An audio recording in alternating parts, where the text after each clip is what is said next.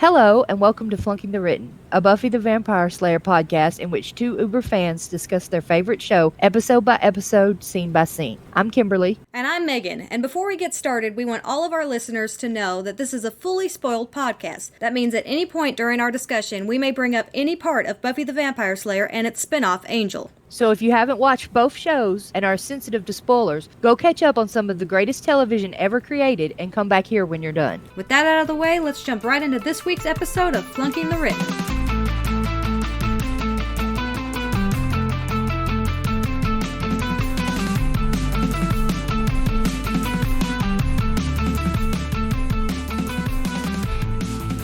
Alright, so we're gonna start our discussion of Angel, which is a hugely significant episode in the first season. And I always forget in the first season that Angel's not a main character. And so this episode always throws me off because there's not a lot of Angel up until this point. You get a couple scenes here and there, but this is the big Angel reveal, and does a lot for his character. Well, this is where we learn pretty much anything about Angel. We don't know anything about him. He's just, he's a tall, broody boy.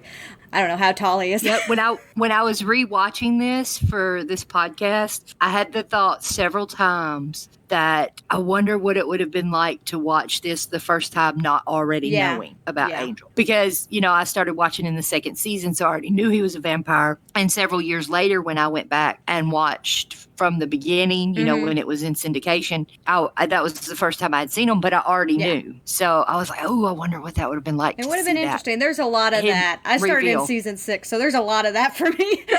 Yeah, there'll be more of that for you than me, because once we get to the point where I know you were watching it, then I'll start asking you what it was like to experience that, because I don't know. Yeah. But this episode was written by David Greenwald and directed by Scott Brazil. The DVD blurb that we've come to know and love is, a moment of passion turns to terror as Buffy discovers Angel's true identity and learns about the gypsy curse that has haunted him for almost 100 years. Wow, that's a lot of detail. Yeah. It doesn't say vampire. Yeah. So... No. Just his true identity and that he has a gypsy curse. But the fact that it's almost 100 years probably gives it away. He's something that has some longevity. The first scene in this one is back in the Master's lair, and we have Darla, the Master, and the little boy Colin. Well, I guess he's not a little boy, the little vampire Colin. And they're talking about how the Slayer killed someone. Well, the Slayer killed a vampire. I've already lost it.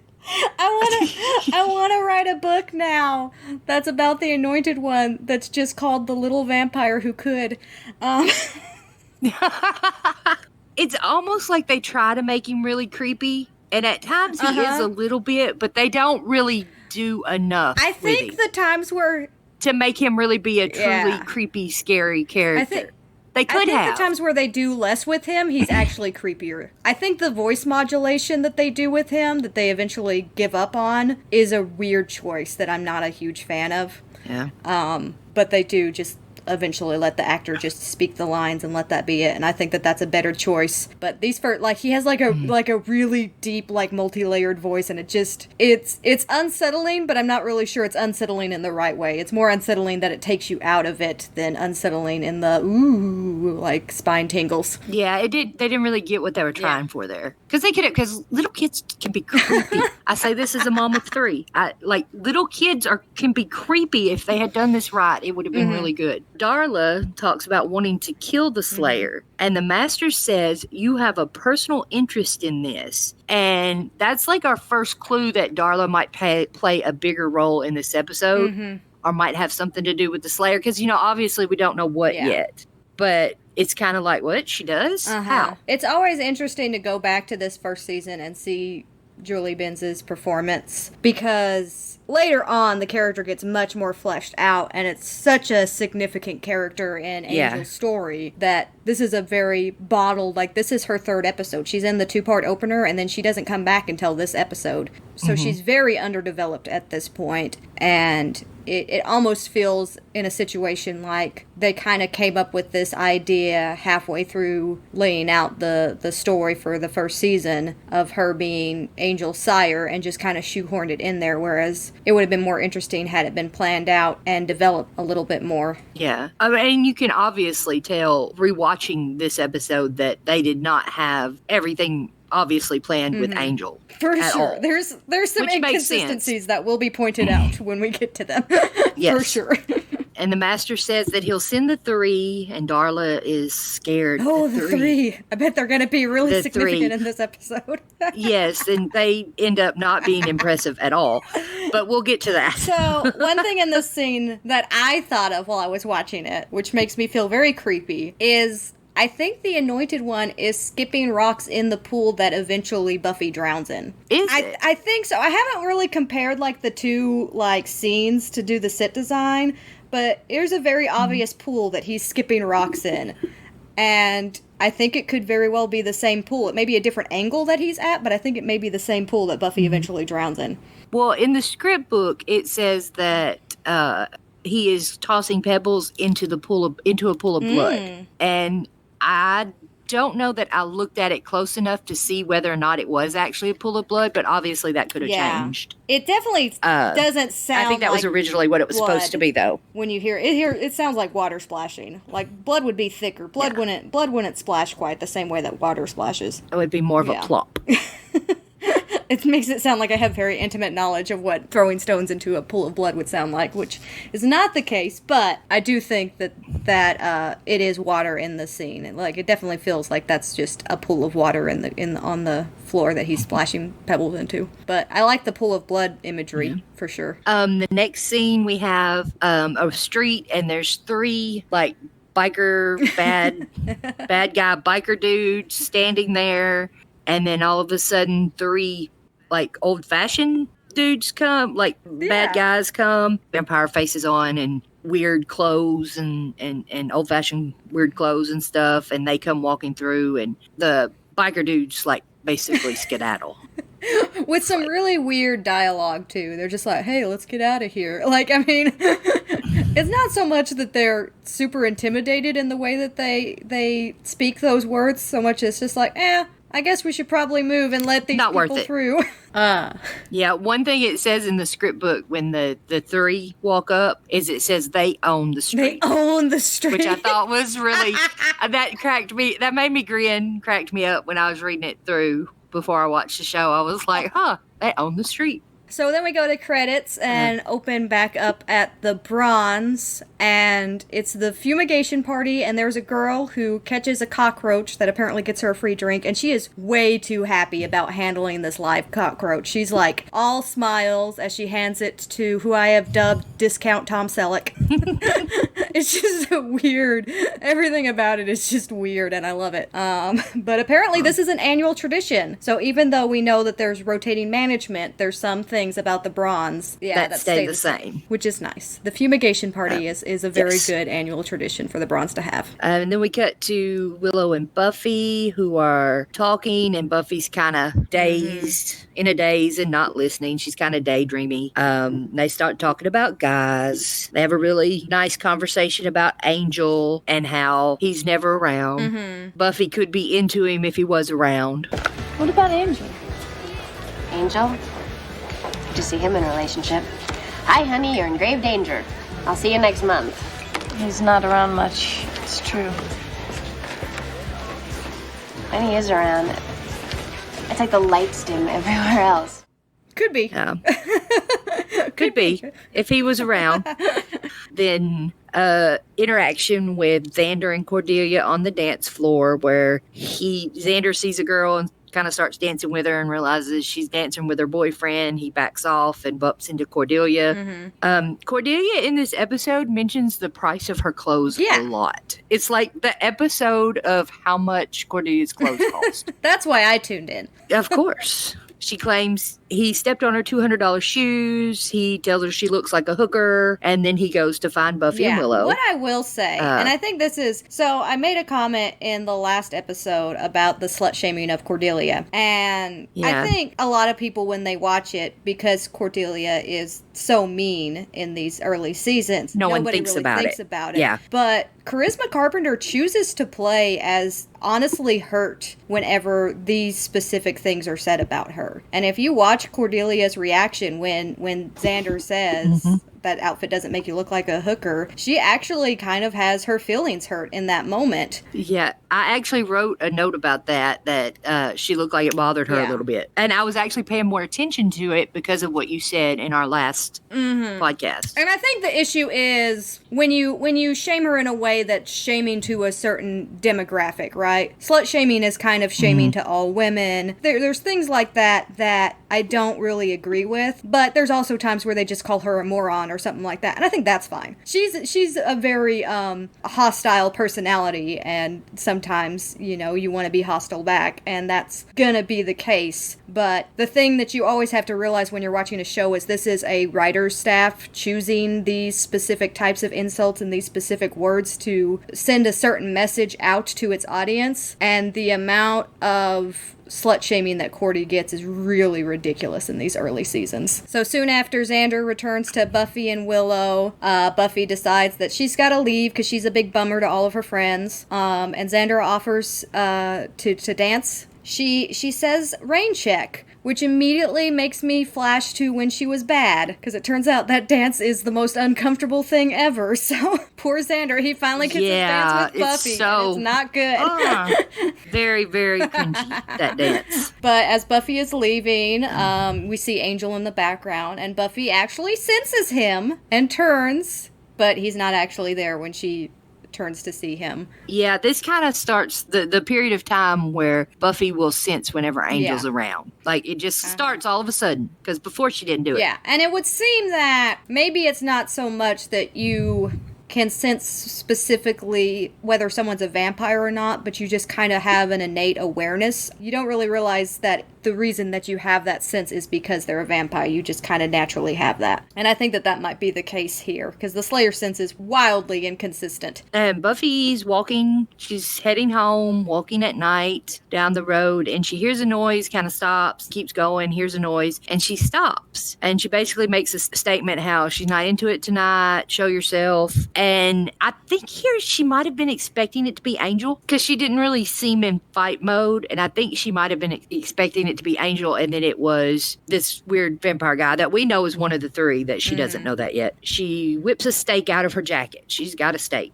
Yeah, she always does. Which she's excellent. Yeah, she always has one. She had one. Oh, they kind of start fighting, and it looks like they've got her. And Angel shows up, and he helps. It's basically a really just normal fight. Then I guess Buffy realizes they're not gonna get these three, so she yells run, and they run down the street to her house, go in the front door, and Buffy, she yells, get in, come on. And I've got two things about right here. In this, the whole fight and everything, these three are supposed to be these really bad assassins. Now when you say but Buffy and Angel bad. Not bad, really tough assassins. And well, I was going to say something else, but I figured we were family-friendly podcast, so I just went with bad, but really tough assassins. Yeah. And the fight wasn't that impressive, especially for a group of assassins that Darla was scared about or impressed about, you know? Yeah, and framing it as the audience, we still don't know for sure who Angel is. So as far as we're concerned, he's very likely still just immortal. And the fact that he was able to handle them so easily makes them seem like pretty weak sauce overall. But this is our first example of Angel actually fighting. He's still not very great at it. He gets injured pretty easily, but he actually does fight. So I think that's the first Angel fight scene that we've had, which is interesting because he becomes much more of a fighter. It's really interesting when you think about like season 5 Angel and the fight between Angel and Spike, and how Angel's like revered as somebody that Spike could never beat. And Spike is never framed as anything other than a fighter. So it's weird to watch this first season and see how not good at fighting Angel is, or how much he seems to not want to fight. A lot of times throughout the seasons, they kind of do that Angel not wanting to fight because he doesn't want to hurt anybody, even if it is another demon. He will if he has to, but he doesn't want to. because it's just, one more stain on his soul. Well, and the times before when we're talking about Spike and Angel fighting, it was Spike and Angelus fighting usually. And Angelus had no problems beating other people up. He didn't have that internal conflict. One thing I want to hear, Buffy says, get in, come on. And I'm not 100% sure that counts as inviting a vampire in. She doesn't say come in. Mm-hmm. She doesn't say, but she just says get in. I mean, obviously it works because he comes in, but it just seems like would this really let him in? Yeah, I've always wondered what the rules are because welcome mats have always terrified me. Yeah. In this scene, when they go in, one of the three is right behind them and sticks his hand in the door. And she's trying to close the door on his hand. And as far as I'm concerned, that's in the house. That's something that I think they definitely change later on to where there's like this barrier effect. And even Angel says, it's all right, vampires can't come in unless invited. And I'm like, his hand was just in the house. He came in. And then in later episodes, it's like a force field at the door. Like, I know there's several scenes where Spike tries to get in and like can't even, he like just gets forced back from the door. It's like a wall. So he didn't even get his hand in. So that changes some throughout episodes. Buffy tells Angel that she'll bandage him up and to just take off his jacket and shirt. And we get the reveal of his tattoo, which is not nearly as significant as it seems like it should be based on how much screen time it gets in this episode. And I assume it's a real tattoo because in the script book, it says that it's a winged lion tattoo. And that is not what it is. It is, actually. It's based off of that. If you look at it, it does not look like that at all. It's a very stylized thing. You kind of have to look at it up close. But I did a little research on it. We're back to our history lesson with Megan. Again, I don't think that this is going to be a regular bit, but occasionally it might come up. But the tattoo depicts a winged lion with the addition of the letter A beneath it. And it is based off the lion of Saint Mark, which is a symbol of Mark the Evangelist, who is believed to be the author of the Gospel of Mark. So that's all ties back into Christianity and religion. And I always assume, because there's an A there, that it is a tattoo that he got as a vampire. So it shows kind of that weird, twisted sense of humor that Angelus had as well, to be a vampire and want to bear a religious symbol. And I'm wondering if it's a tattoo he has in real life. It is not, because there are I looked this up too, and apparently in Eternity, in season 1 of Angel, they forget to put it on him, and you can see him without the tattoo. Oh, oops. Okay, well, they start talking. Angel says he lives nearby. He was just out walking. And they have a really nice conversation here where Angel basically tells her he likes her. Yeah. And I had forgotten how great their chemistry is in this episode. Yeah, it's good. That it is just so good. It's so sensual, and they're just like, yeah. What I will say is I have problems with the creepy factor of the fact that she's 16. So that always makes me a little uncomfortable. And this is where I'm going to bring in the director's choice. But there are so many scenes where people are just put like right on top of each other. I mean, they are super like in each other's grill in this scene. And it's just really uncomfortably close. See, I don't see it that way, because she was putting a bandage on his side where he got stabbed, and then she just didn't move, and I just kind of assumed because she didn't want to, they wanted to be that close. Yeah, and I think the issue is there's a really awkward cut in the middle when they're editing, where they're kind of further apart, and then it changes camera angle, and they're super close together, so you don't see that gradual like coming together and that them making that decision mutually. It's just like a weird camera shift, and all of a sudden they are like inches from each other, and it's just like a weird disjointed thing. I actually kind of think Angel's a little bit creepy in this scene.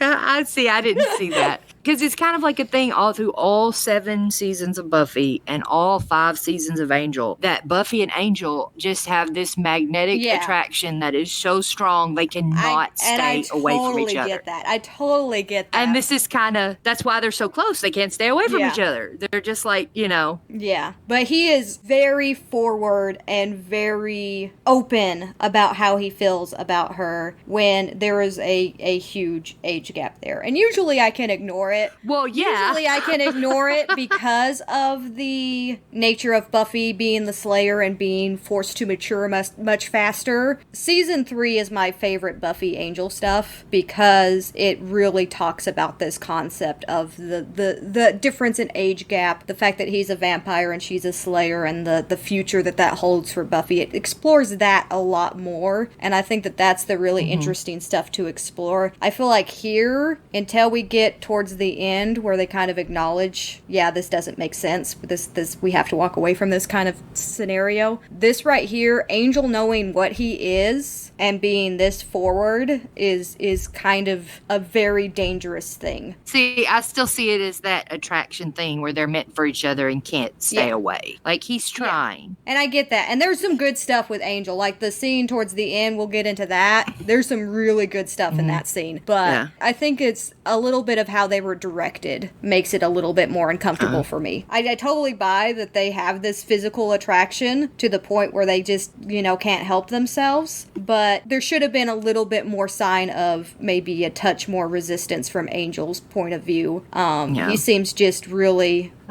flirty. As for the age thing, do we ever get told how old Angel was when he was turned? I mean, I know I remember the scene in Angel where he is living with his parents and his dad tells him he's a drunken layabout and go get a job or whatever. Yeah, I don't know if it is. The like 16th century version of that. Yeah. Kind of. Or 17th, whenever it was.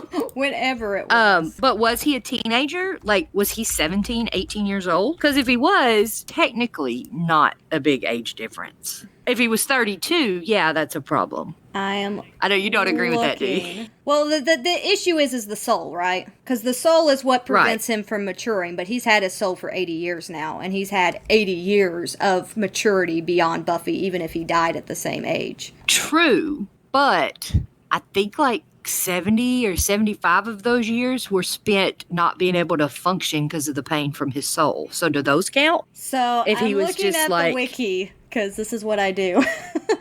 Born Liam in 1727 and sired by Darla in 1753. So is that 36? That would be 26, right? 26, yeah. Which is about what I thought. I thought he was in his mid-20s when he died. I think him and Spike were both supposed to be kind of in their 20s when they died. Okay, so that's like 10 years, which is not good, but could be worse. Again, usually I don't have a problem with the age gap because of the nature of the Slayer kind of forcing her to grow up. Which is 26 is probably, with that, her being the Slayer and everything, is probably not too much of a difference. Yeah. And then we have to take into account the years he didn't have a soul and then the years that he was catatonic from getting his soul back. I will totally buy that Buffy is more mature than Angel at this point. I can totally buy that because Angel is messed up.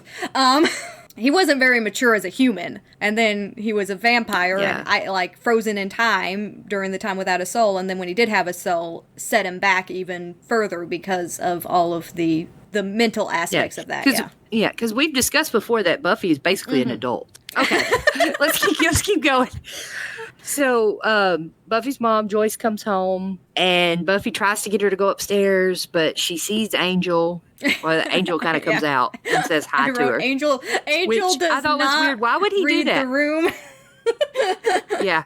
When they're introduced, and the first thing Joyce says is, "What do you do, Angel?" Which is kind of a weird, I think that's a weird way to put it. I think they're trying to imply that she recognizes that he's older and is trying to find out how much older. But it seems like a weird way to put it. Yeah, Joyce is very bad in this episode. I've done a lot of defense of Joyce. Yes. She is terrible in this episode. Yeah, she's not good. I will say there is an entire scene that was cut of Buffy and Joyce at the dinner table where they have a discussion about Angel. Okay. And when we get to where that is, I'll talk about it. And it was cut out, but it made her not seem so bad. Although at the end of this scene, when she's just like, okay, well, I'm going to go to bed, Buffy. And Buffy's like, yeah, I'll say goodnight and do the same. And Joyce just disappears. And like, yes, let's trust our 16-year-old daughter to send this gorgeous guy on his way home while I disappear into my room and give them the run of the house. Like, what is that? Like, if I was Joyce... It's very, very trusting. Was, and she knows Buffy is not quite trustworthy. So if I was Joyce in this position, 1, they would not be left alone together. 2, Buffy would have been talked to immediately once Angel was gone. Yeah. Yeah, that was a very trusting mom. Okay, Buffy and Angel go up to her room. There's more flirting, and Buffy tells Angel to turn his back so she can change, which she changes clothing for the guys in her room a lot. Yeah. Although I will say, Angel does not watch him closely. He does not try to peek like Xander did. He's so, a perfect gentleman. Yes. Buffy asks what his excuse is for fighting vampires. And he has the reply, somebody has to. I feel like that's very thematic to Angel the series and ties in very well to this idea of... Vigilante vampire. The idea of doing something just because it needs to be done, not necessarily because it's going to make a difference. I mean, that's a really bleak way to put it, but Angel's a really bleak show. But, you know, if nothing you do matters, all that matters is what you do mentality, I think kind of already is being seeded in this scene that, you know, somebody has to fight vampires. I mean, it just has to be done. Why not me? And Buffy asks about his family. He says they're dead. She says, was it vampires? And he says it was. Which it was. He's just not sharing that it was him. And I like specifically that she also says, so this is a vengeance gig for you. He doesn't answer. Yeah. But I like it because vengeance is such an interesting word when it comes to Angel, because the gypsy curse is specifically an act of vengeance. And that is spelled out very plainly in season 2. This is not a curse that they did. Yeah, save this him. is not a curse they did to save him, and it's not a curse that was meant for justice. It was specifically a punishment designed that was going to be the worst punishment that they could come up with. Yeah, it definitely a punishment. He doesn't answer and instead tells her that she looks pretty. And then she kind of accepts that he's not going to answer and lets him change the subject. They lay down. And there's this really cute exchange. Angel?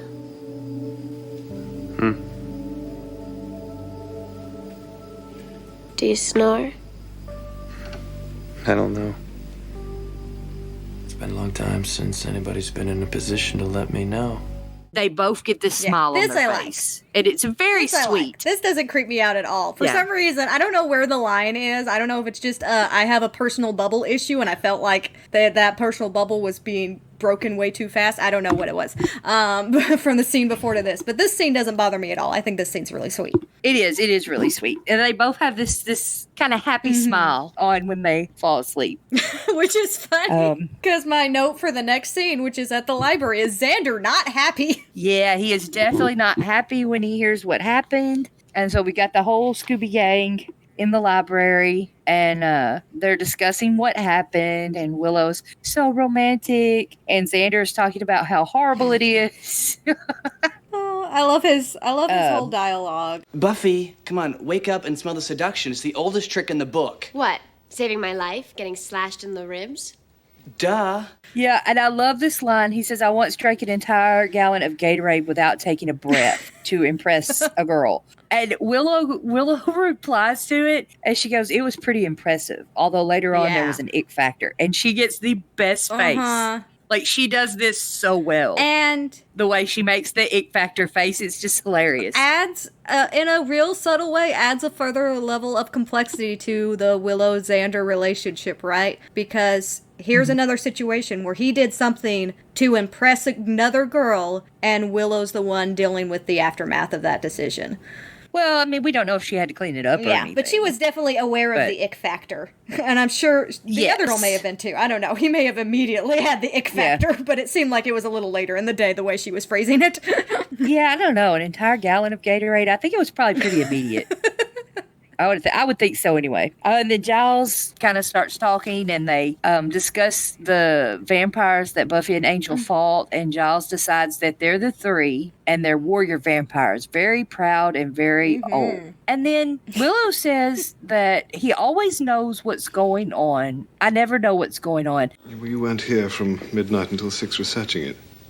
No, I was sleeping.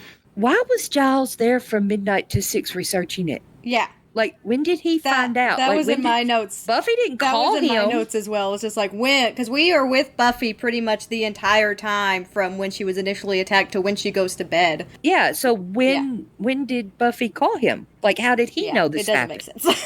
She lays down and then she's like, oh crap, I need to go call Giles. And then steps over Angel, who's snoring.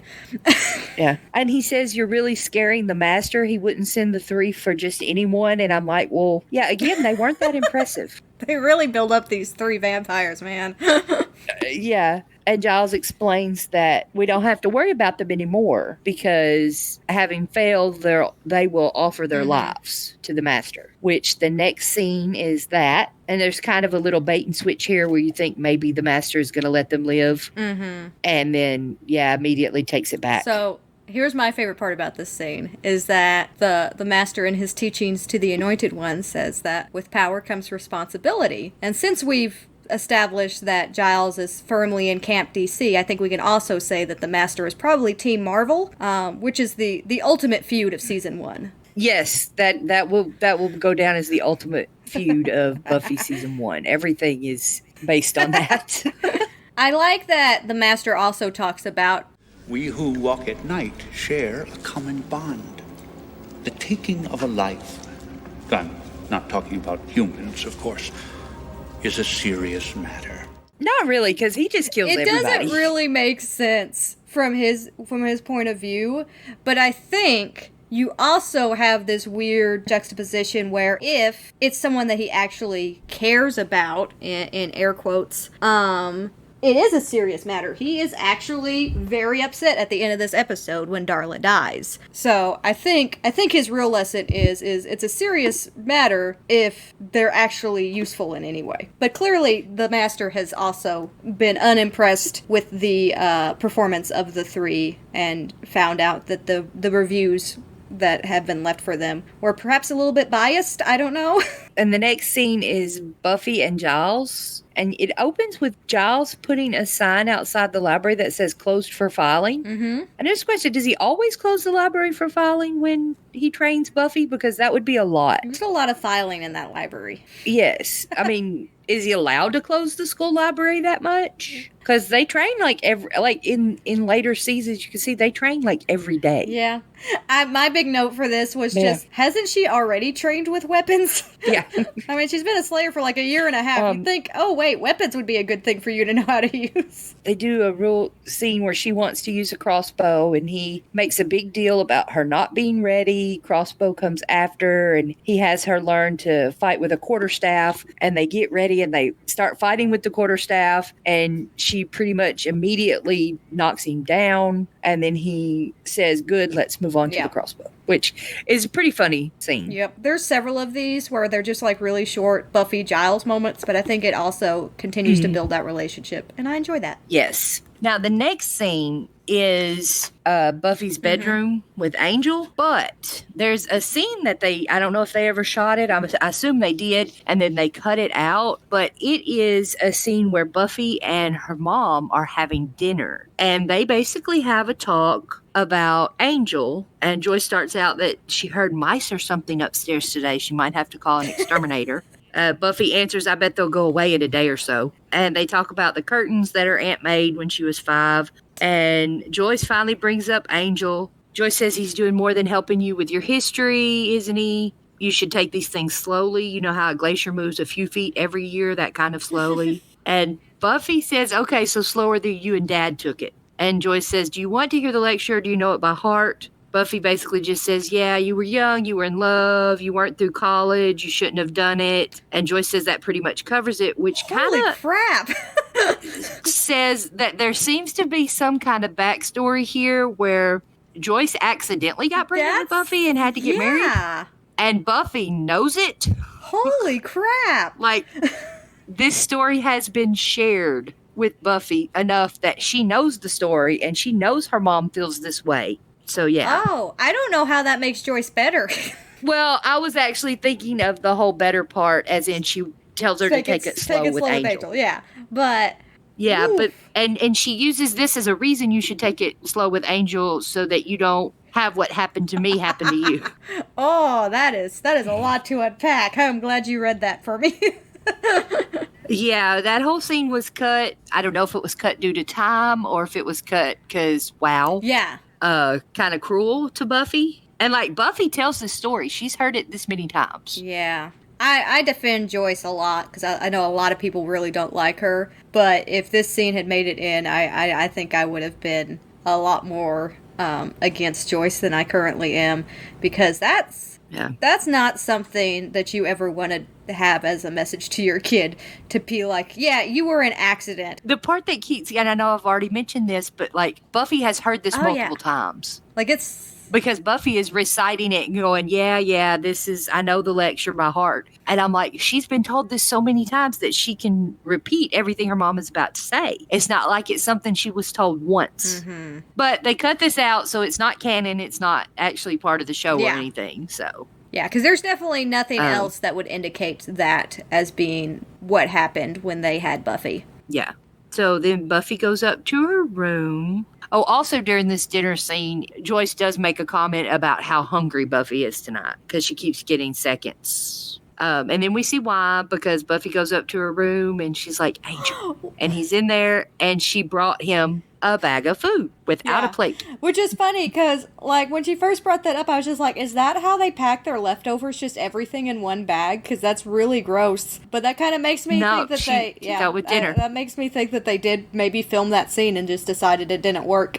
Oh, yeah, that makes sense, doesn't it? Yeah. They must have actually filmed it. Buffy asks him what he did today, and he says, I read a little and just thought about a lot of things. Buffy, and you can tell here he's about to tell her that this is not going to work, which makes sense because he's been away from her all day. He's not there where they're like mesmerizing magnets pulling each other together, and he can't think enough, or he can't form thoughts enough to, tell her it won't work. Yeah. And that's all good. I like this. I like that he has this moment of being like, I'm older than you and this can never be a thing kind of like mindset. Once he gets his head clear and he's not, running off of adrenaline and just straight up attraction. And I think a lot of why that first scene doesn't work for me is just personal taste. Like I'm not a big insta-love kind of person when it comes to my romances. I like a slow burn, and the fact that they're so attracted to each other that they can't contain themselves is never something that I'm just like, ooh, yeah, that's good. I like that.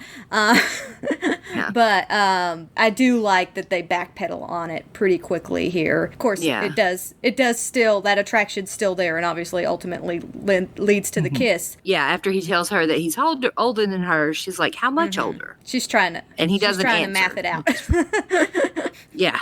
And their relationship is the most drama-filled, angsty thing I think I have ever watched ever. But in this episode, they have such good chemistry. I mean, they always kind of do together, but there's not all that drama where everything is painful right now. They're just kind of like getting to know each other and they're definitely more just like flirty and sweet until the second half of this episode, which is when all the pain comes.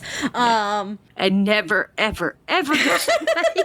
Yeah, so they kiss. They kind of both reach for each other and start kissing, and then he pushes her away, and we see his face, and he's a vampire. Oh, gasp. And she screams, and he dives out the window. Which, this is an odd way to reveal it, because they kiss and make out a lot throughout this series, and it doesn't usually make him turn into a vampire. And I think even the scene in season 2 where they make love, he doesn't turn into a vampire during it.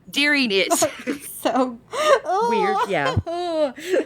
Well, just know, what the act of biting is supposed to represent when it comes to vampires. I'm just like, ooh, no. I cannot say for certain that it never happens again that they kiss and he turns into a vampire from the passion of the kiss, but I cannot remember another instant when he does. I don't think it does. I think... And I know it doesn't happen a lot. I know. So again, but vamp face is, for male vampires, very similar to what an erection would be. It's an exciting thing, it's something that, if you compare biting someone to... apparently only the first time. If you compare biting someone to a sexual encounter, which there's definitely parallels there, very blatantly in season 3 especially. But yeah, this is Angel getting very excited about the first kiss. He learns to collect himself later on. And then Joyce comes in and wants to know what happened because she heard the scream, which points for Joyce coming in when she heard the scream because, like, it's not guaranteed that she would. She might be, Those are some of the most busy. pity points a parent can get. You get points for responding to your child's, like, incredibly loud, terrified scream. Well, in this first season, we have to give her points when we can. Buffy obviously says it was nothing, and then we're at school the next day, and she's telling them, and they're all shocked. So I love how much the Scoobies just communicate everything. I mean, there's obviously, like, a lot of hidden feelings, like, Willow likes Xander, Xander likes Buffy. There's all of that, like, teen hormone stuff. But as far as when it comes to, like, the slaying stuff, when this stuff starts to come up, like, Buffy does not hesitate. She goes and explains Angel's a vampire. We kissed last night and he vamped out. And that is something that she immediately tells everyone, which is not always the case amongst the Scoobies. No, it's not. Giles says something here that I want to talk about, but he says a vampire isn't a person at all. It may have the movements, the memories, even the personality of the person it takes over, but it is a demon at the core. There's no halfway. And I was listening to him say that, and I was like, wait a second, though. The personality? Yeah. Because pretty much all the vampires that we see a whole lot of, like all the main vampires, their personalities change an awful lot from when they were human. Like, because we get all the backstories as we go through. But Angel, Spike, Drusilla, Darla, they all change a lot. Yes and no. Darla, I don't think changes that much. Darla's fairly similar. We only get one glimpse of Darla as a human, I'm pretty sure, and that's when she is turned by the Master and is on her deathbed. Yeah, and she was, it hints that she was a prostitute in the New World. I think that there are definitely aspects of the personality that bleed through. And then there's also... I don't know that it keeps the same personality. They all just seem different to me. Yeah, but there's also examples like Harmony, who is definitely the same personality across the board. Oh, yeah. Harmony doesn't change at all. Harmony is not any different except now she drinks blood instead of, like, soda. Yeah. And then even, what's his name? Holden Webster, is that his name? From Conversations with Dead People. Even though we don't see him as a human, he is very clearly that personality in vampire form. Yeah, so true. There are examples but of I'm both. talking about the main ones. Yeah. Like, Spike changes a lot. Angel changes a lot. Drusilla, I mean, she's crazy as both, but she does change a lot. And I think it's one of those things that it can cross over, but doesn't necessarily. And possibly it's because they lived so long. If as humans they would have lived, hundreds of years, maybe their personality would have developed that way. Could be, because if you look at... because Harmony is young and Holden is young. Yeah, and if you look at when Spike was first turned, he still had all of that attachments to his mother in that very creepy episode that we'll get to in season 7. Oh, yeah.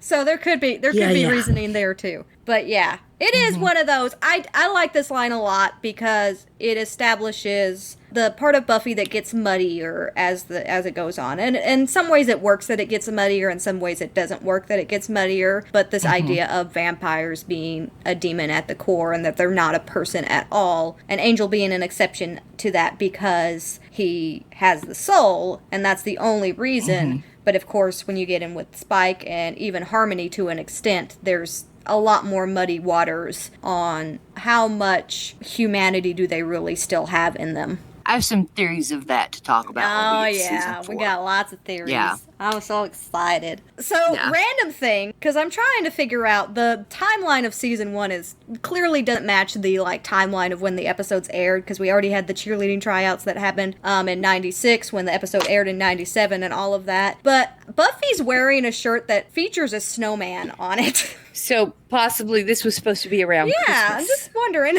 Which I guess it could be any time during the winter, but mostly people wear snowmen around Christmas. So just something that I'm trying to kind of figure out the timeline of this. So this is probably about mid-school year, which makes sense because it's about mid-season, so. I think this is like halfway. So the Scooby Gang's discussing what they should do about Angel, and the consensus is pretty much Buffy needs to kill him. And we see another quick scene with Cordelia. Where did you get that dress? This is a one-of-a-kind Todd Oldham. Do you know how much this dress cost? Is this a knockoff? This is a knockoff, isn't it? Some cheesy knockoff. This is exactly what happens when you sign these free trade agreements. I think we have problems. I'm just thinking, who in the world wears a one-of-a-kind designer dress to school? Cordelia does.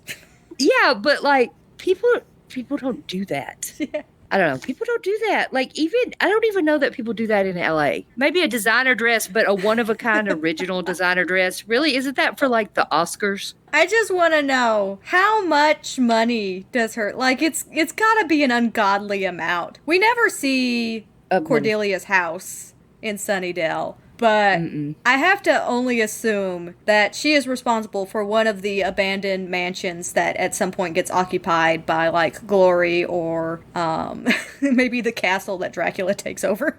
I don't know. She's got all the money. Very possible.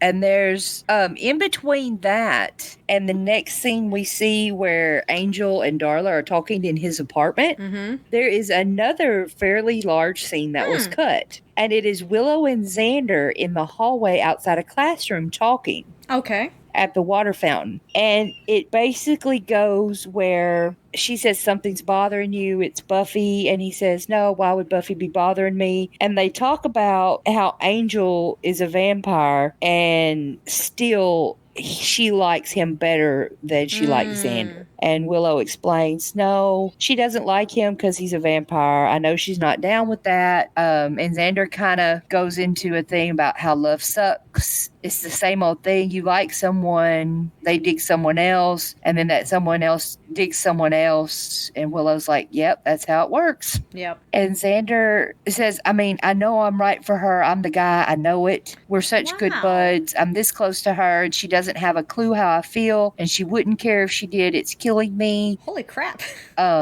I'm so upset. Like, he gets really vulnerable in this scene to Willow about how much he cares about Buffy and how hurt he is that she likes a vampire better. And I think it gives some insight into Xander. Yeah. But they cut the whole thing out. It wasn't in the actual episode. I am so glad I'm reading these script books as I watch these shows. Yeah, I'm so glad you are too. Because I'm getting all the benefit without any of the work. No.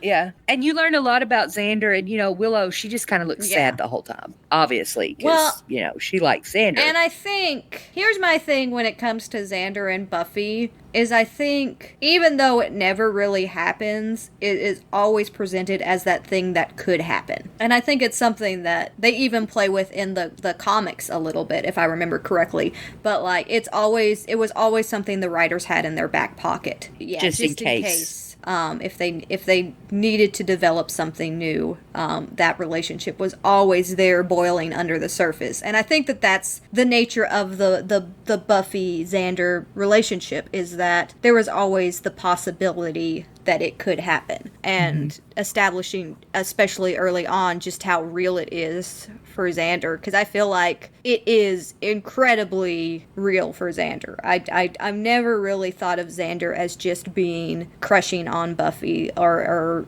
just being just wanting Buffy because infatuated because of you know, hormones or anything like that. Like, I think he actually cares about her. He genuinely wants to be in a relationship with this woman, and that carries through, and we'll talk about that in a lot of scenes to come, because there's a lot of stuff that continues to play off of it throughout the entire series. Yeah.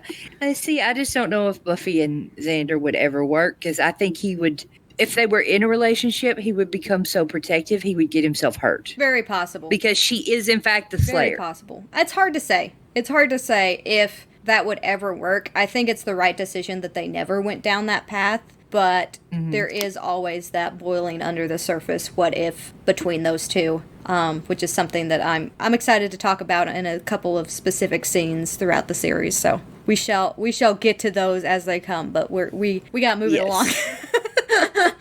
Yeah, we keep going off on tangents on this one. Okay, so the next scene is Angel and Darla are in what we come to know is Angel's apartment. We don't really know that now. And they're talking, and we realize they have a history. And we get a lot of the backstory hints here. And Darla's basically telling him that he is not a human that she'll never love him with his true face. And he says, yeah, and I'm not a vampire either. And we realize, hey, something's going on here. There's some more to Angel than we realize. My question is, in this scene, how did Darla know about the Slayer and Angel? Yeah, that's a... has she been spying on him? Yeah, it's possible. There's definitely, some plot holeness to this, but we don't know what Darla's been doing since the beginning of the season, so it's very possible that she just got the information through whatever means, because we definitely see her spying later. It's a Darla thing to do, apparently. It's something that they're definitely aware of, because the Master also says at one point later on in the episode, why would he hurt her if he cares for her? So there's definitely an understanding amongst the vampires that Angel has affection for Buffy. Yeah. Which obviously they've been spying on him. Otherwise they would not know this. Because Angel was very, very careful in the first couple of episodes that had to do with the Master and Darla to make sure that they did not see him. He said he was scared to go down there. He stayed away. Yeah. And I think your read on, I can't remember which podcast it was, but about the length of time in between episodes could be quite substantial. I think your read on that is right. I think there's a lot of we don't see that happens in between episodes that may make this make a little bit more sense. So I know that you've talked about David and Sarah's chemistry a lot in this episode. But holy crap, do David and Julie Benz just have so much chemistry in this scene. Yeah, they do too. I believe these two have history. And it really is uncomfortable how much tension there is. It seems to be almost physically uncomfortable for Angel. He is not okay with how much affection he is getting from this woman because of their history. And I think that that's really interesting. You and I both know what you hunger for, what you need. Hey, it's nothing to be ashamed of. It's who we are. It's what makes eternal life worth living. You can only suppress your real nature for so long. You can feel it brewing inside of you. I hope I'm around when it explodes. Maybe you don't want to be. I'm not afraid of you. Yeah, you can almost feel it. And this is when we first hear about the curse. We don't know what it is yet, but Darla tells him, tell her about the curse. Maybe she'll understand. And you're like, what? Understand what? What's going on? Can Angel be saved? What is happening? And then we're back to the library, and the gang is sitting around the table talking, and Giles mentions Watcher Diaries. Yeah. And asks her, there's a mention of over 200 years ago in Ireland, Angelus, the one with the angelic face. And does your angel have a tattoo behind his right shoulder? And Buffy calls it a bird. Yes. She says a bird or something, which it looks like a bird. So here's the fun. Here's a bit of trivia, Buffy trivia that I learned today. I'm so excited. The guy who designed the tattoo, when he showed it to Joss Whedon actually said, "Oh, that's cool. Is it like a bird or something?" And I thought it was so funny that they wrote it into the script. Nice. I like that. Giles mentions that Angel is not that old for a vampire, 240 years, which Buffy says, well, he did say he was older. I like There's that a lot of good lines in here. I especially am a fan of Willow's line of... So he is a good vampire. I mean, on a scale of 1 to 10, 10 being someone who's killing and maiming every night, and 1 being someone who's not. Giles explains that, he was horrible in Ireland and Europe, and then he came to America and basically dropped off the map. He shuns other vampires. He lives alone. There's no record of him killing, and then says, but vampires hunt and kill. It's what they do. Yeah. And Xander makes sure to have Giles point out that he was, a vicious vampire before he came to America. Yeah. And then we get another little scene with Darla and the Master where they have a plan to get Angel to kill Buffy and come back to them. And the Master talks about Angel and how much he misses him. So now we realize, hey, there's a lot more here that we didn't know about. Yeah. Unfortunately, this is the biggest inconsistency because Angelus and the Master did not get along. No, they did not. Maybe the Master just missed having vampires around. I don't know. But, he even talks later on about how Angelus was supposed to be his right hand and things like that. I'm just like, no. No, he wasn't. because they did not like each other. Something else in the lair scene that I want to point out. This is a moment that I think that the Anointed One is actually genuinely very creepy because he's kind of in the background of this like back and forth here, this conversation. And I think 90% of why he reacts the way he does is because the actor is like 10 years old at this point. His name is Andrew F. Furchland, and he has like 18 different expressions that he like cycles through rapidly when he's like listening to the master's advice at the very end of the scene. He like kind of starts to smile and then frowns and then like brightens up and then frowns again. Like he has no idea how to react to what information is being said in front of him, but he almost looks like unnatural. Like it's just so creepy the way his face like bounces around through like expressions, like he's trying to figure out how to emote, and it's really, really creepy. And I think it was just because they let the 10-year-old boy be a 10-year-old boy. Yeah. Well, and if he's a vampire, he probably doesn't have all those emotions anymore. Yeah. You know, and doesn't have the context that an adult would have of faking emotions, right? Because a child wears all their emotions on their sleeve. When you get stuck and frozen in that time, you end up where you don't know how to emote on the same level that an adult would. Yeah, he doesn't say a word during the scene, which is in and of itself creepy. Yeah. Just the lingering presence of a child is all it takes for you to be creeped out. So, okay, then we have Willow and Buffy studying in the library, studying about the Civil War, and pretty much immediately stop and decide to talk about boys. So here's my thing about Buffy and Willow in this episode. I've never been I respect what the Bechdel test can do as a kind of a way of studying media. But it's never been something like, oh, if this doesn't pass the Bechdel test, I won't watch it or I won't read it. That's never really bothered me. But holy crap, do Buffy and Willow spend a lot of time talking about boys in this episode. Yeah, they do. Okay, what is the Bechdel test? You have to help me out. The Bechdel test. Bechdel test. Okay, what is that? It is a test that you can perform on anything that you watch or read, and the 3 steps of it are there at least 2 women in it? Do they have a conversation with each other? And is the conversation about anything other than a man? Well, they talk... Yeah. In this episode, not so much. But overall, Buffy's really good about this. Buffy has a lot, like, it's definitely a female-dominated show. But, like, this episode, for some reason, like, anytime these 2 are together, I'm just like, yep, this is the point where we talk about Xander and Angel. Let's move on. And one thing during this conversation, Darla is in the stacks of the library listening to the conversation. And Buffy very clearly states that she's going to study for about 30 more minutes and then go home. We see Darla kind of leave as they go back to studying. She shows up at the house with Joyce. Like, she knocks on the door. Buffy's mom answers the door. And a couple of things here that is inconsistencies with Joyce. Like, she immediately knew Angel was older, but she does not get any kind of vibe that creepy Darla is older or anything. She thinks she's like a teenager. It might have something to do with clothes, I guess, because, Darla is dressed in a uniform. Yeah. Very traditional schoolgirl uniform, which I don't know if Joyce thinks to wonder how her daughter met someone who's wearing a uniform. Buffy and her friends definitely don't go to a school that requires that. Yeah. Darla tells Joyce that they're going to study. I'm like, well, the night before was too late for studying, but now it's fine, Although I guess we don't really know how late it is. Yeah, we don't know how late it is. It's clearly winter. We're wearing snowman t-shirts, so the sun goes down really early.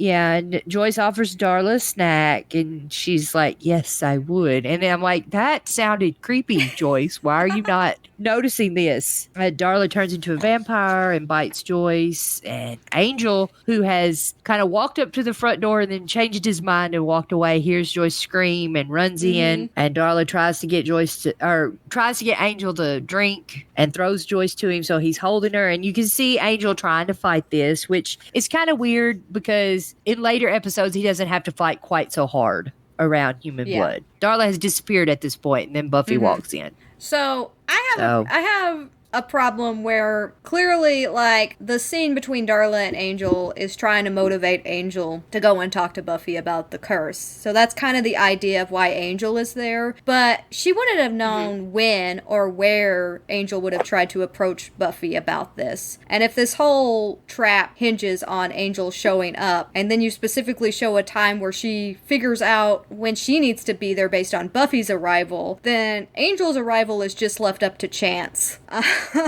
Yeah, true, but I don't know that this plot she's trying to set up hinges on Angel being there, because Darla could just bite Joyce and leave her on the floor. Yeah. And Buffy comes home and she might immediately think Angel. I thought about that as well. You know? But then I also... Because they have to be invited I thought in. about that as well, but I also thought the way it's played, and again, you have to kind of look at the way things are played, Darla is not surprised by Angel coming in at all. That's true. So it very much seems like that. Yeah, it did kind of work out perfectly, didn't it? Yeah, But it's not nearly as egregious as Buffy comes in, throws out Angel, calls for an ambulance, and then immediately out of nowhere, Xander and Willow just happen to show up. Yeah, I have in my notes here, I'm like, why are they there? Because she literally just left Willow. Her and Willow were at the library. They just separated. Did Willow follow her home? Like, and where did Xander come from?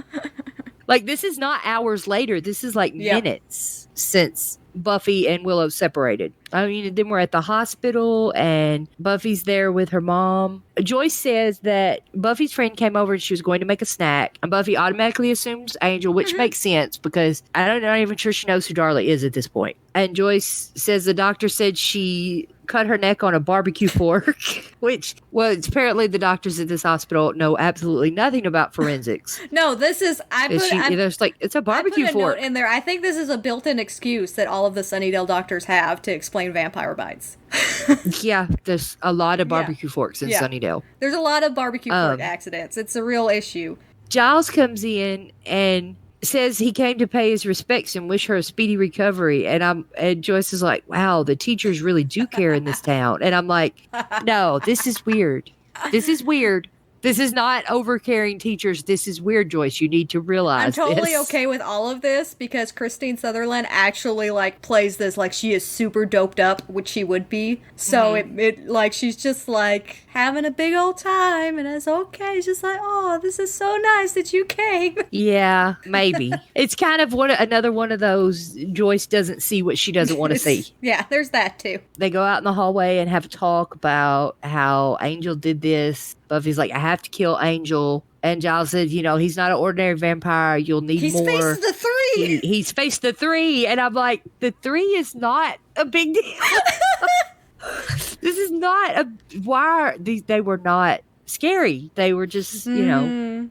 Anyway, then we see Buffy with the crossbow, which was in the school. So Buffy has now entered the school at night, which, you know, apparently no security at this school. But then again, I think at this point they still don't have a principal. So there's nothing. I don't know if they have nothing at the school. Yeah. It's fine.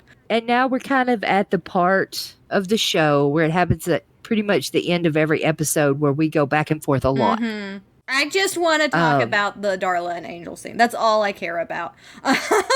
Okay. I literally wrote Darla and Angel again and then put 3 hearts next to it. I think if we're going to call Angel and Buffy's relationship very dramatic and angsty, then I think for Angel and Darla, we're just going to have to go with toxic. Oh, yeah. Absolutely. He's got major chemistry with both. Relationship. I love awful relationships, though. I love exploring them. I think that they're fascinating and really fun to pick apart. But there's a couple of really cool things here. This is where she gives the line, Did you think she would understand?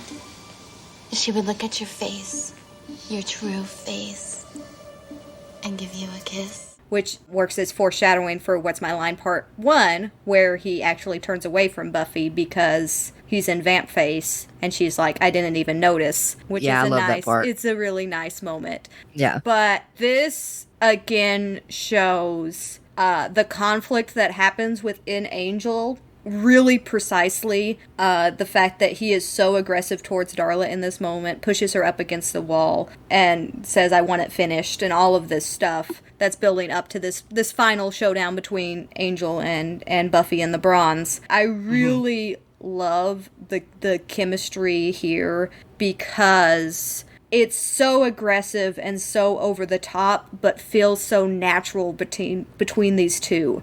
Like, there's nothing about it that feels forced, and it could have been incredibly forced. But these two worked so well together from the get-go, and we will see this again and again as they continue to develop this relationship throughout, especially the Angel television show. Well, after tonight, I don't think we see her again till Angel. She may be in some flashbacks, but I can't remember for sure when she comes in again. I do want to say, I have heard a reading on this, and I don't know how you will feel about this, but I am kind of okay with this reading in a weird way because it matches some of the stuff that Angel does in Angel the series. But I think I know what you're going to suggest, and I'm not going to like it. Some people suggest that Angel and Darla had sex after this scene.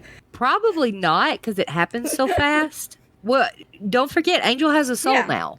Like, I can totally see Angelus having sex with someone and then killing them, but I can't see Angel doing it. So I'm thinking this probably did not. That probably it's not in the text at all. I just think it's a really interesting read. I think one of the things that people point out is that Darla has an outfit change where she is suddenly in a red schoolgirl outfit in the final scene versus what she's wearing here, which could be a cue. Oh, I think I have something. Ooh. So there is a scene in Angel when Darla is trying to help Wolfram and Hart make Angel lose his soul, and she has sex with him, and she is absolutely and completely shocked that he doesn't lose his soul. So that would be the first time that she has had sex with him once he lost his soul. But yeah, that's the biggest push against it. But also plot holes abound and everything through. I don't believe that they had sex in this scene, but I think it's a really interesting read that really adds like a layer of super complexity to Angel, because Angel is not nearly as good as he's framed in some of these situations. Angel's kind of, even with a soul, makes a lot of really bad, terrible decisions. And we explore that a lot on the Angel television show. The reason I don't think it's true is because since in the 80 years since he's had his soul, he doesn't have sex with anyone but Buffy. And that happens in season 2. And we know this because after that, he is worried about having sex with anyone. Yeah. Because he doesn't know if it was just Buffy or if it's sex. Like, he talks about it several times in Angel. So I think that kind of tells us this didn't happen. Yeah. I'm absolutely. Going with no. I hadn't actually, like, when it was first pointed out, I was just like, that is such an interesting read. I immediately reject the idea, but I love that people have read that into this scenario because I think that it adds a complexity to it, but it doesn't hold up. It's definitely one of those things that does not hold up at all. But it's kind of one of those things that in my weird twisted way of liking just horribly toxic relationships, would like to see a version or a reality in which that was the case. Because Angel here is ready to commit suicide. Very aggressive. And he's also ready to commit suicide. Like, he's done. This is this idea that we're leading into between the Buffy and Angel final encounter. Is he's ready to die. Yeah, but he has been for the last like 80 years. Like in Angel, when we see a lot of the flashbacks and stuff, it was pretty close several times. Okay, and then we see Buffy. She's, in the streets searching for Angel. And we go back to the hospital room where Joyce and Giles have kind of a conversation about Buffy and her schoolwork. Are you excited for the very beginning of the Joyce Rupert ship? Yes, I love the Joyce Rupert ship. I love that. Okay, moving on. And then Joyce mentions how she's been studying with Darla. She's trying. Like, studying with Willow and Darla, she's trying. And Giles says, Darla, I don't believe I know. And Joyce says, her friend, the one who came over tonight. And Giles is like, oh. Yep. Not Angel that bit you, someone else. Now, at this point, and I think this is odd, because Giles, Xander, and Willow, well, Xander's just kind of there. He doesn't say anything. But Giles and Willow all are very, we have to find her. We have to tell her. Like, they're very much, we can't let her kill Angel. Yeah. And it's like, really? All y'all still know about him is that he's a vampire. And it seems very out of character for Giles that he is trying to find Buffy to let her know this information. Yeah. Unless it's just that he's scared she'll get hurt. It may also be the variable that Darla may be setting a trap for her, or that she's facing more than just Angel. But I think a lot of the stuff with Willow, Xander, and Giles at the end of this episode is completely unnecessary. They make no difference in the final fight. Like, if you actually think about it and break it down, there's nothing that they do that really delays Darla in any way from getting to Buffy. It's just they're there. That's their role. By the time that Willow's there to say that it was Darla that bit Joyce, that information had already been pretty much figured out. So it's a whole bunch of pointlessness to get them into that final scene where they do nothing. So definitely a weak spot in this episode where they cut out other scenes that I think could have potentially been more valuable. So that's annoying, but it happens. Like the Joyce one? Yeah, that one. And the Xander one. Just make it all the heartache and tragedy and uncomfortable scenes. I just want it all. I want to eat it up. Yeah, okay, so Buffy, she hears noises, she goes in the Bronze. I don't know, it doesn't really connect how Darla and Angel got to the Bronze. No. From where they were at Angel's apartment, it's just kind of, okay, we're here now. Buffy and Angel start talking to each other. She's like, I finally know what you are. They kind of fight a little bit, and she shoots her crossbow at him, but misses, possibly on purpose. Definitely on purpose. They start talking, and Angel has some really awesome lines here. Killed a lot of vampires. I've never hated one before. Feels good, doesn't it? Feels simple. I invited you into my home, and then you attacked my family. Why not? I killed mine. I killed their friends and their friends' children. For 100 years, I offered an ugly death to everyone I met. And I did it with a song in my heart. What changed? Fed on a girl about your age. Beautiful. Dumb as a post. But a favorite among her clan. Her clan? The Romani. Gypsies. The elders conjured the perfect punishment for me. They restored my soul. What, they were all out of boils and blinding torment? When you become a vampire, the demon takes your body, but it doesn't get your soul. That's gone. No conscience, no remorse. It's an easy way to live. You have no idea what it's like to have done the things I've done. And to care. And tells her he wanted to kill her tonight. Mm-hmm. Buffy then walks toward him, sets the crossbow down, and says, then go ahead. Yeah. And he just stares at her, and she says, not as easy as it looks. Yeah. Such a great scene. Such a great scene. Yes, it's an amazing scene. Here's the layers that I love to unpack in this scene. Angel goes there to attempt suicide by cop. He wants Buffy to kill him. And specifically says the most triggering things. That he wanted to bite Joyce, that he wanted to kill Buffy. Both of those could have different flavors of truthfulness to them depending on the viewer's point of view, but especially the wanting to kill Buffy, I think, is just him trying to force her to pull the trigger, basically. And she doesn't accept the bait. She reads right through what he's trying to do and offers him the same scenario. And again, like, there's that immediate understanding between these two that even though they should be enemies, they can't be. And then Darla shows up with guns. Yes, and it tracks back here to Willow and Giles and Xander looking for her, which I don't know how they realize that she's at the Bronze and end up there too. I guess everyone's just drawn to the Bronze in this town. I think there is a line somewhere where she says that she's going to look around the Bronze because that's where she's ran into Angel in the past, and he's supposed to live nearby. She does say that. So that kind of works, and of course they hear the gunfire, and that's an obvious. That's something's going down. That makes sense. There is a line here, a couple of lines here that are cut out when they're talking about looking for her and what they're going to do when they find her. And Giles says, we have to stop her before it's too late. And Xander says, and you mentioned something about this before, so that's why I'm bringing it up. But he says, you couldn't just give her a cell phone for Christmas, could you?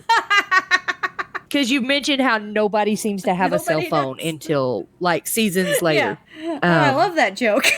Well, because she Well, and needs it ties one. it. It ties it in. Like, It's just after Christmas, apparently. yeah. Oh, yeah. Yeah. Bam. All right. Then we go back to Darla, Angel, and Buffy, and Darla talks about how her and Angel used to be together, and then Buffy right away gets sassy with Darla, like, yeah, you are older than him, right? You look a little worn around the eyes. Yeah. And Darla here is another line that's cut out. She says, I made him, which she says, and then she says, and I brought him that gypsy girl, which that's cut out, which we find out that she actually did do that. That is true. I was trying to remember that flashback particularly. There's a gray, I'm not sure if you've ever seen it, but there's actually somebody edited all of the flashbacks chronologically and posted. Really? And it's actually really worth a watch. I really want to watch that. I'll have to send you a link, and I'll post a link in the show notes Please for this do. episode as well. Oh, please send me that. I want to watch that so much. It's long. There's a lot of flashbacks. Yeah, but I still want to watch it. And then Darla says, hey, you had your chance. You're sick. You know, you could have ruled with me. Then Buffy picks up the crossbow, and Darla's got guns, and they start fighting. And Angel gets shot because he seems to always get hurt. Darla starts talking about how she's going to shoot Buffy in the knees and everywhere else. And in the script, Giles is supposed to find a light mixing board and start turning on strobe lights and music. He turns on the strobe lights. It literally does nothing.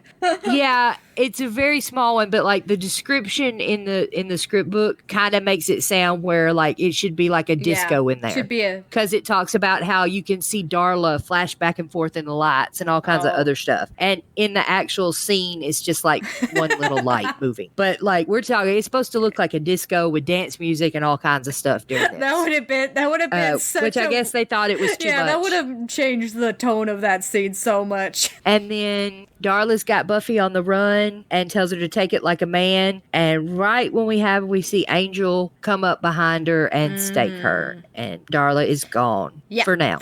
I love the I'm curious I love the turn and the shock that Angel did it. I love that. It adds so much weight to that and makes it more believable later on when we see how much history those two actually have, that she is so shocked by this scenario. And see, I have trouble believing that Angel would do that. I think I have trouble with that. If you have watched all of Angel, then it is really hard to believe that Angel would do that fast after everything that happens. Yeah, for sure. You know, they make jokes about how many people die and are brought back and stuff in Buffy, but like Darla is really, I think she's got the record for how many times she gets killed or dies or whatever. Well, she starts off human, gets turned into a vampire, gets dusted, gets turned back into a human, and then gets turned into a vampire and then dusts herself.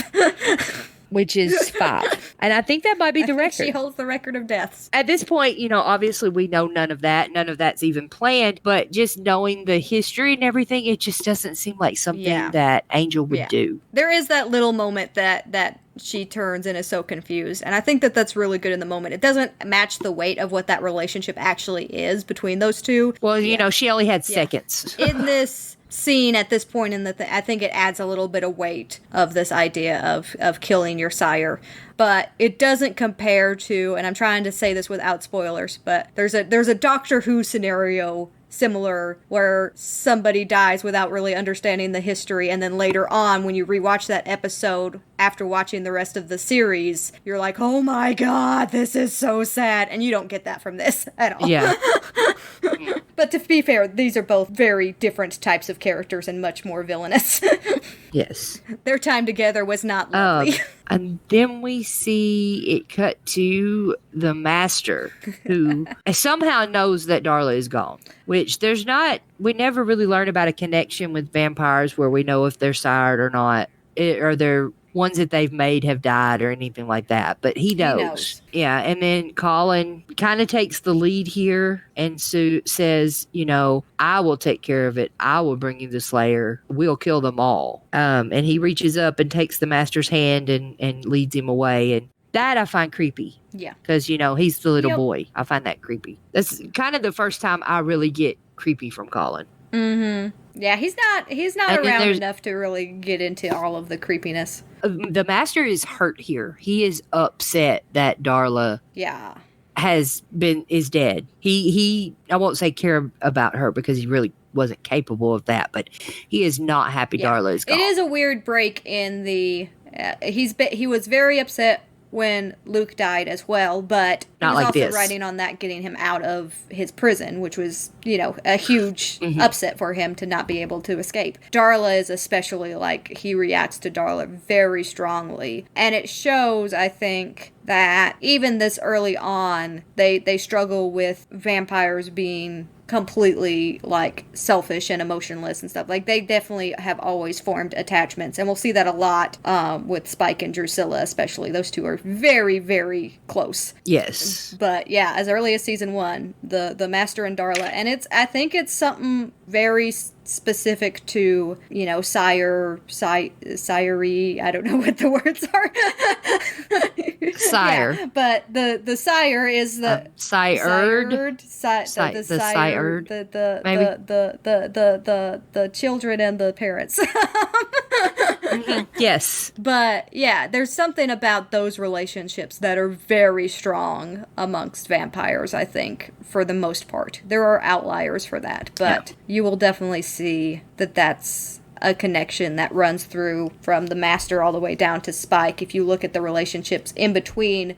Now, once it skips a generation, it doesn't like Darla does not care for Drew, Master does not care for Angel, Angel certainly does not care for Spike. I mean, it definitely once there's a generational gap, all bets are off. Well, that's kind of like a big generational thing there, because the Master creates Darla, Darla creates Angel, Angel creates Drusilla, and Drusilla creates Spike. So it's one big family, all the way back to the Master. That's real. That's something that I've always loved about it. Then we have a quick scene with Buffy and Joyce. It's cut out. It's only in the script. It's cut out of the show, where basically they're eating dinner again. They talk about how much they love each other, and Buffy tries to get her mom to eat her vegetables so she'll feel better. It's a cute, funny scene, but nothing really big in it. And then we are back at the Bronze for the post-fumigation party. I love the post-fumigation party.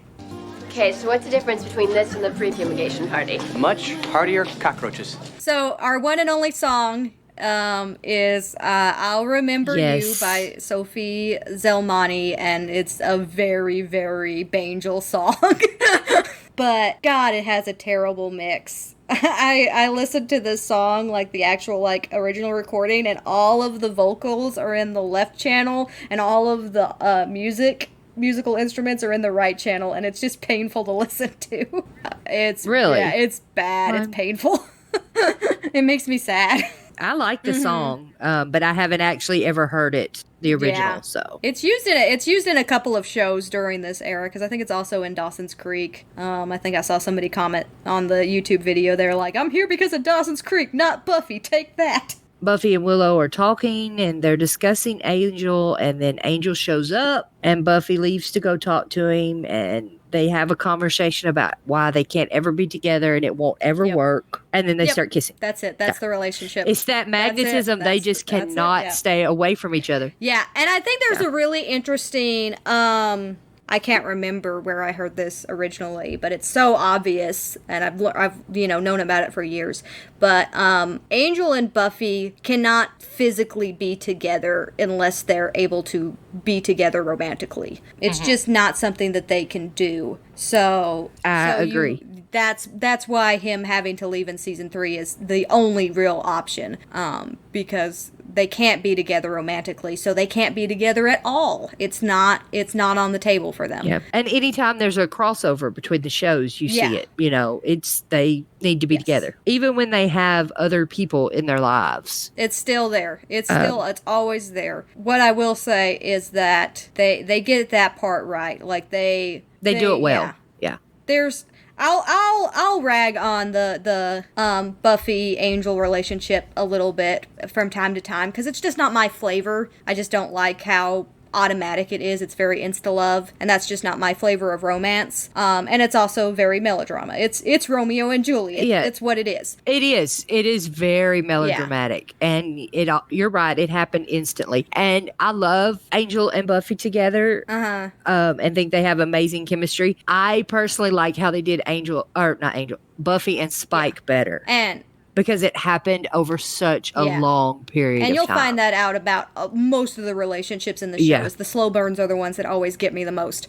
But what I will say is that Buffy and Angel are by far the most important relationship in the Buffyverse. Oh, yes, absolutely. There's a lot of, subjective and opinions that can come into this, but that I think is the one true fact about the Buffyverse, is that Buffy and Angel is the most important episode, or the most important episode. Buffy and Angel is the most important couple, and it's between the two most important characters in the Buffyverse, and it's just so so the core of everything to do with the Buffyverse, and it it's the foundation of it. It really is. It's the foundation of everything, is this relationship, which is kind of a weird way to think about it, but it's true. Like this completely shapes Buffy and completely shapes Angel for the rest of both of their series. That is, yes, 100%. They're kissing, and Buffy turns and walks away, and we look down at Angel's chest where he has a burn of the shape of the cross he gave her in his chest from where they were pressed up against each other.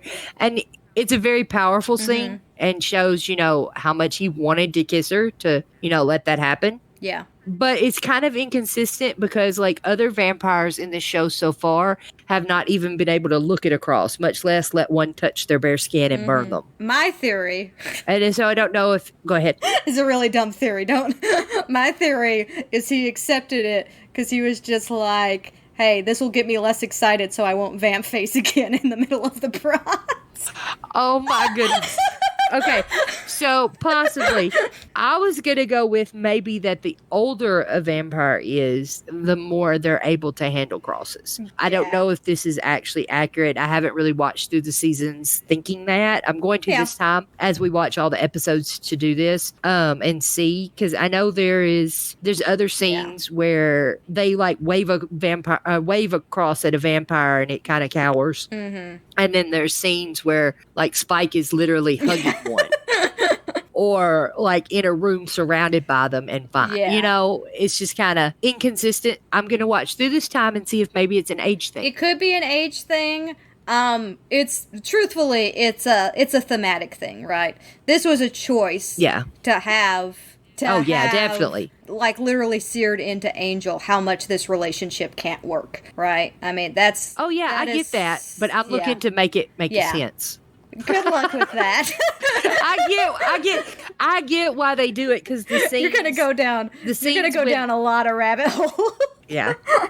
Well, I get where like all the scenes where they're like the two I just mentioned with Spike and this one, they're very powerful scenes and very symbolic and stuff. And I get why they did them. I'm just looking to let it make sense. So I'm gonna see if it happens this time, like when I watch through this time. I read it very similar to any kind of zombie lore where they're like, how long does it take for somebody to turn into a zombie after they've been bitten? And the answer is it varies based on plot device. Which is so true. And I think that's going to be your ultimate conclusion after you do this study. But I'm for the science. Yeah, you're for this experiment, huh? As for the zombie thing, just to let myself stay in the story, which I'm not real fond of zombies. I'm terrified of zombies, so I'm not real big on zombie stuff. But just when I am watching them, to let myself stay in the story, I kind of go with kind of like a snake bite. How much venom is in the mouth when they bite is how fast they turn. That way I'm watching it. I don't get upset when it takes 2 days and then someone else turns in like 3 minutes.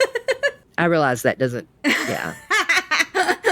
But that is the end of Angel. Yeah, it is a episode that, while very plot hole heavy, I would say, is one of the strongest of season 1 and does a lot for development of Angel's character. It's weird watching these early episodes and being like, yeah, you know nothing about Angel at this point.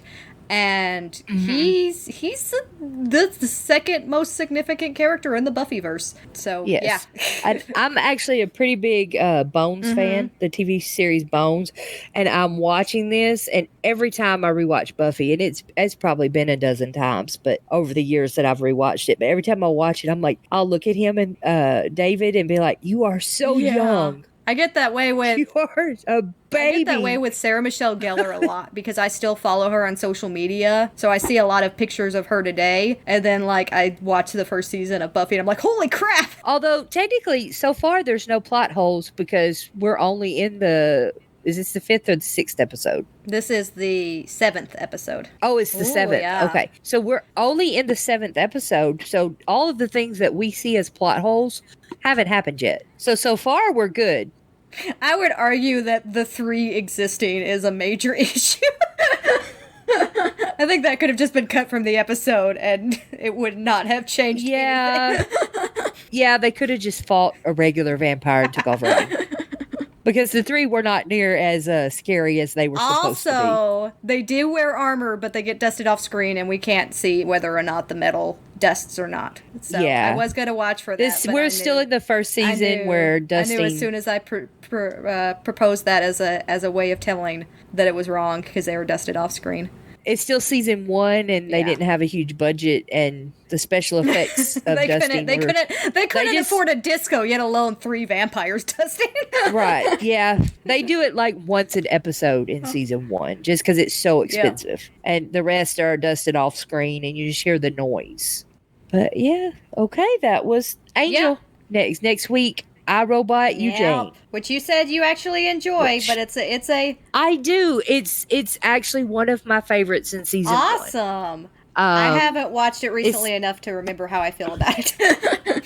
No, honestly, I think it's been about a year since I've sat and watched through the entire series. But I do know it's one of my season 1 favorites. Which isn't saying much, because if I was to pick my top 25 episodes of Buffy, I don't know that any of them would be in season 1. Season 1's definitely rough around the edges, for sure. But I, Robot You, Jane is a very hated episode, so I'm interested to get your perspective on it. Well, next week.